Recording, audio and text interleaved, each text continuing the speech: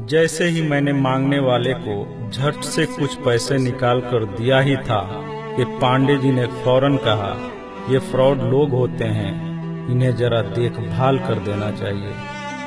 ये लोग हमारी अच्छाई का फायदा उठाते हैं और हमें ठगते हैं। पांडे जी की बातों को सुनकर मैंने कहा, आपने बिल्कुल सही फरमाया। पहले मैं भी ऐसा ही करता था, लेकिन एक वाक़ये ने मेरी दुनिया ही पलट कर रख दिया। रोज की तरह मैं घर से ऑफिस के लिए जा रहा था कि रास्ते में एक शख्स फुटपाथ के किनारे अपना बीमार बच्चा लेटाए हुए उसे हॉस्पिटल ले जाने के लिए भगवान के नाम पर टैक्सी का किराया मांग रहा था। वो कभी किसी पैदल का बाजू पकड़कर हाथ जोड़ देता, मेरा बच्चा बचा लें, मुझे टैक्सी का किराया दे दें, तो कभी किसी गाड़ी वाले को हाथ देकर रोकता और उसके पीछे भागता कि वो कार में उसके बच्चे को हॉस्पिटल पहुंचा दे। कोई रुकता तो कोई नहीं रुकता, जो भी रुकता वो भी उसे घूर कर देखता और आप वाली सोच सोच कर उसे डांटता, काम करके खाने की नसीहत करता और आगे निकल जाता। मैं जैसे ही अपनी कार पार कर रहा था कि उसकी नजर मुझ पर भी पड़ी और वो मेरे गाड़ी के सामने आकर खड़ा हो गया था और मेरे रुकते ही मेरे दरवाजे के शीशे पे जोर जोर से पीटने लगा।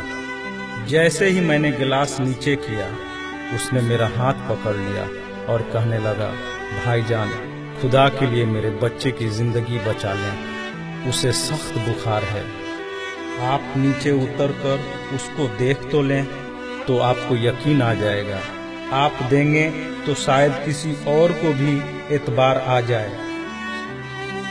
मगर मैं भी उसी की तरह सोच रहा था। मैंने भी उसे काम करके खाने की तस्कीन की और पिछले जुम्मा की सुनी हुई हदीस उसको भी सुना दी कि कमा कर खाने वाला अल्लाह का दोस्त होता है, और गिलास बंद करके आगे बढ़ गया, ये बड़बड़ाते हुए कि हरामखोर, ये हमें बेवकूफ समझते हैं। 2-3 घंटे के बाद मैं वापस आया तो अब भी उसी जगह खड़ा मांग रहा था। बच्चे को अब वो सड़क के किनारे ले आया था और उसके चेहरे से कपड़ा भी उठा रखा था और वो दहाड़ मार मार कर रो रहा था। अब वो अपने बच्चे के कफन और दफन के लिए मांग रहा था। मैं गाड़ी रोककर नीचे उतरा और मैयत की तरफ देखा। फूल की तरह मासूम बच्चा जिंदगी का बाजी हार गया था। मेरे रोंगटे खड़े हो गए। मैंने जेब में जो कुछ भी था जेब से निकालकर बेगर देखे उसके तरफ फेंका। उससे पहले कि उसका बाप मुझे देखे, मैं उस तेजी से वहां से निकला मानो दुनिया की सारी बलाएं मेरे पीछे लग गई हों।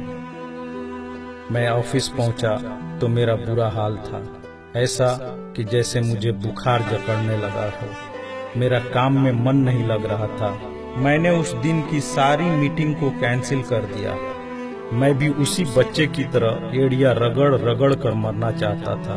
2-3 दिन के बाद बुखार को तो आराम आ गया, लेकिन मैं जहनी मरीज बन गया था।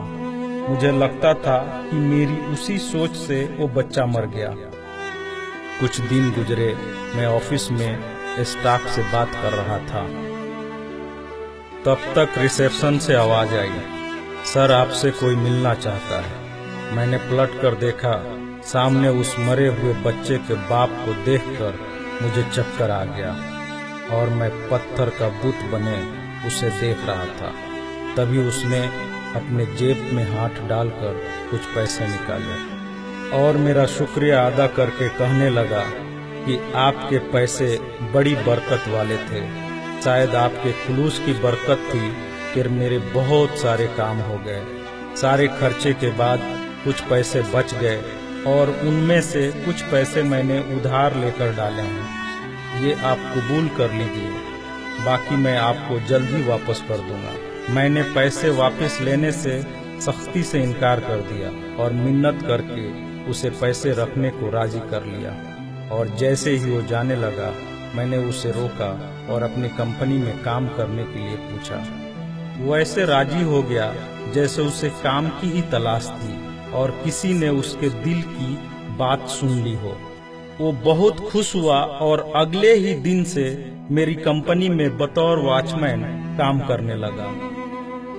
पांडे जी, मैं आपको उससे मिलवाऊंगा, लेकिन वो कार वाला किस्से का जिक्र उससे मत करना।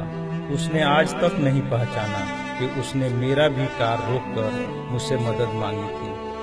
वो मुझे एक बड़ा ही नेक इंसान समझता है, जिसने उस बच्चे की लाश देखकर अपना सब कुछ निकाल कर दे दिया। पांडे जी, उस दिन के बाद से मैं किसी को खाली हाथ नहीं लौटाता। थोड़ा सा देने से ना वो अमीर होता है और ना मैं गरीब। बस दिल को तसल्ली होती है।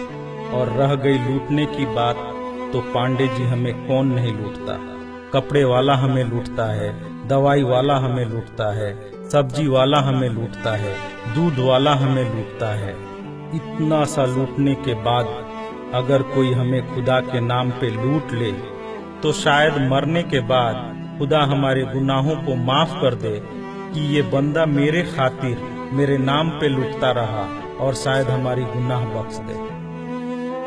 पांडे जी, माना कि हर मांगने वाला सच्चा नहीं होता, पर जरूरी ये भी नहीं कि सब झूठे ही हों। वैसे भी अपने काम काज में कई बार फेल होने के बाद भी हम कोशिश करना नहीं छोड़ते, तो कुछ ठग लोगों की वजह से जरूरतमंदों की मदद करना क्यों छोड़ देते हैं।